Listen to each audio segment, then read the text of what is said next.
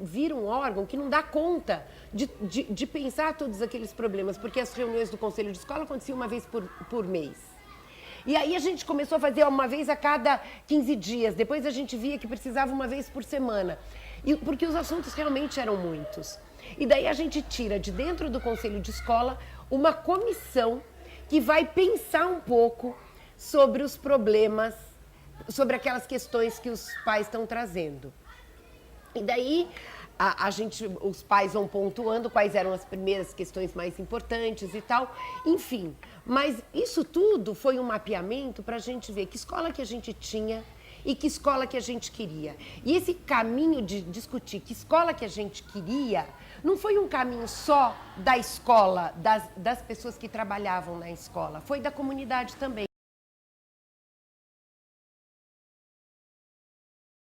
Cada criança aqui tem um tutor. O tutor a tutoria é um agrupamento de até 20 estudantes com um educador que é acompanhado durante um percurso grande da vida escolar aqui. O tutor a gente acha que o tutor tem que ficar um tempo longo, não um tempo de um ano só. Se o educador fica na escola, esse tempo vai nos 4... Se o aluno entrou aqui no 5º ano e vai sair no 8º, e esse professor também, esse tutor vai ficar os 4 anos do ensino fundamental. E por quê? Porque a gente acredita na importância da construção temporal. Né? Então, por exemplo, só se tiver algum problema muito grave de relacionamento, do educador com a família, do educador com o estudante, que seja incompatível, que a gente muda.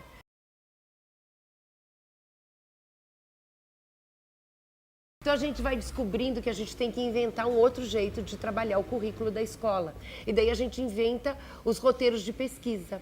E daí a gente teve a sorte de ter uma pessoa, um linguista, que estava naquela época fazendo um estágio aqui na escola para pensar na tese de pós-doc dele. E ele tinha sido alguém que tinha trabalhado com o programa de livro didático. Então ele pensa como é que a gente pode usar os materiais que a gente tem numa nova perspectiva. Então ele inventa esse jeito de funcionar a partir de roteiros de pesquisa. Então, o que são os roteiros de pesquisa? São um jeito de organizar o currículo, os grandes temas que as crianças têm que trabalhar, então com grandes temas, e como esses temas se enlaçam com as outras áreas do conhecimento. Né? Como é que essas áreas se encontram? E isso apoiado no livro didático, porque era um material que a escola tinha e um recurso possível de ser utilizado.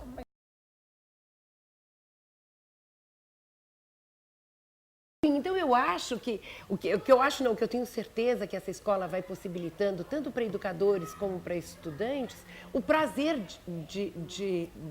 da escola, de aprender, de viver essa história da pesquisa, da solidariedade, né? Porque eu preciso de ajuda, né? Eu não posso aprender tudo sozinha, né?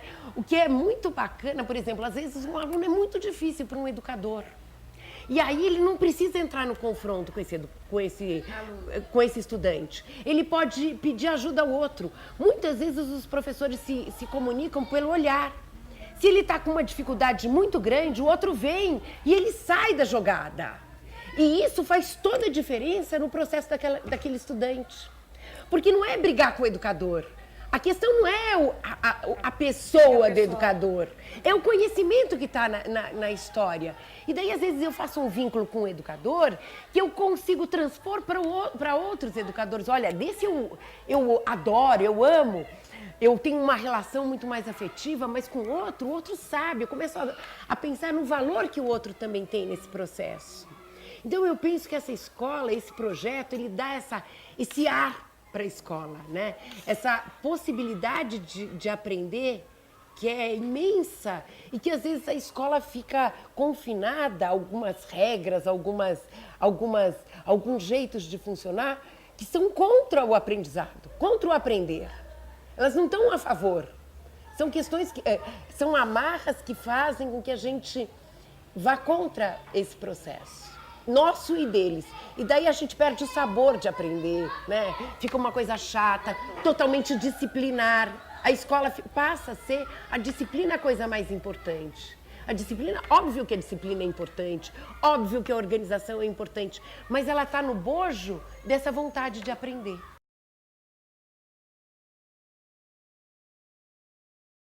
A avaliação aqui na escola tem vários momentos de avaliação, né? E a gente ampliar também esse conceito de avaliação.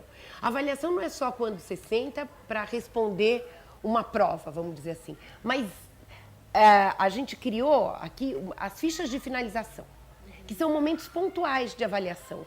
Quando um estudante termina um roteiro, ele vai falar com o tutor dele, olha, eu terminei o roteiro e eu acho que eu posso fazer a ficha de finalização. Então ele vai fazer essa ficha junto com o tutor.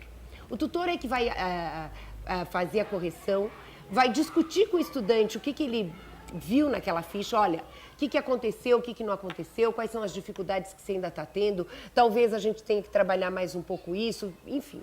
O tutor vai dar esse resultado, vamos ver, esse feedback para o estudante. Além dessa ficha de finalização, as crianças têm também o portfólio, que eles vão construindo ao longo do percurso deles.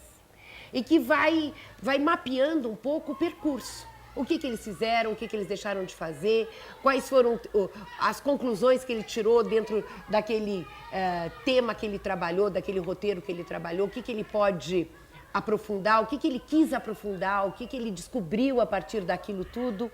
Enfim, também tem esse portfólio.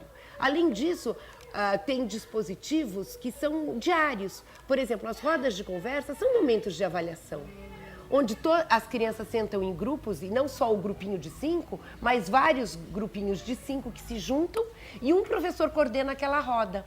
E daí tem vários temas, às vezes é o tema da aprendizagem de algum assunto, às vezes pode ser a dinâmica daquele grupo do dia, às vezes pode ser um assunto que aconteceu de violência dentro de briga e que vem para a roda. Então, tudo isso são assuntos que, de certa forma, vão ampliando essa questão da avaliação da escola como um todo, né? Se um estudante foi solidário ao outro ou não foi, né? Os temas variam.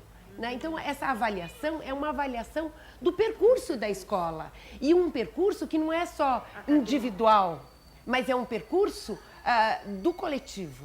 Né? Então, eu acho que tem esse percurso, que é um percurso individual, tem o percurso que é o percurso coletivo da escola como um todo. Além disso, eles também têm um plano de estudo que é quinzenal, que todo dia, final de dia, eles têm 10 minutos que eles preenchem um relatório do que eles fizeram aquele dia, do que eles aprenderam ou que eles já sabiam. O que foi a produção do dia? Isso é pessoal.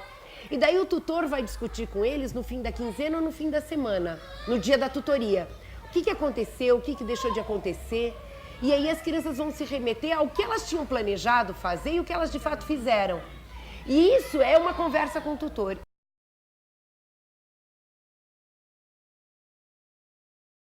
Que não dá só para ficar de braço cruzado, né? Então, quanto que eu tenho que fazer nessa perspectiva de trabalho que não está pronta?